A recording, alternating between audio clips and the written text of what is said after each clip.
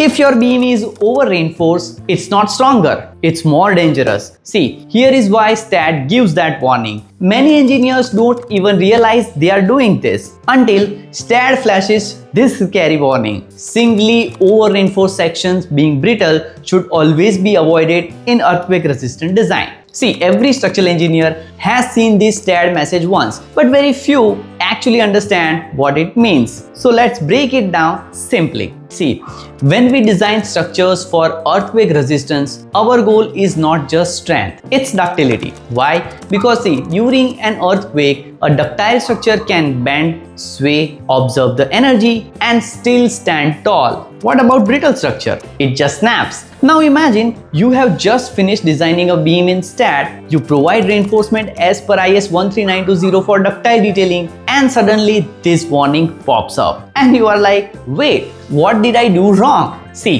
here is the deal. Your beam has become over-reinforced. Sounds good, right? More steel means more strength. Actually, it's the opposite of good in earthquake design. So let's understand how this happens. See, every RCC beam has the limiting moment capacity. That is your MU limit, the maximum moment it can resist while remaining ductile. See, if the actual moment of resistance after you have added steel goes beyond this limit, your beam becomes over-reinforced. That means the concrete crushes before steel yields. No visible warning before failure. And that's exactly what we call a brittle failure.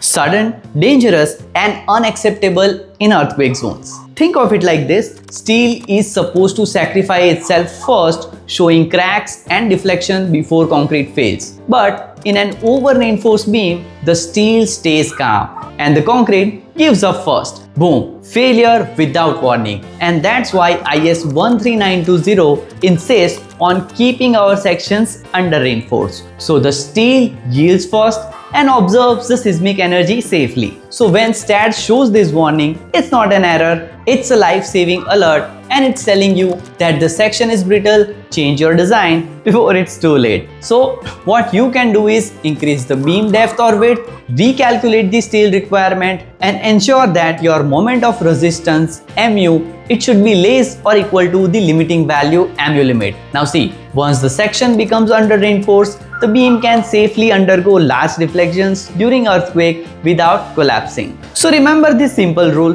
ductility saves lives and over-reinforce kills them. So in seismic design, strength alone isn't enough. Flexibility, ductility is what makes your structure resilient. So have you designed your structures this way? Comment below. And if you found this explanation helpful, save this video and subscribe for more expert insights on structural engineering. I'll see you in the next video, and always remember, don't just learn software, learn concepts. Thank you.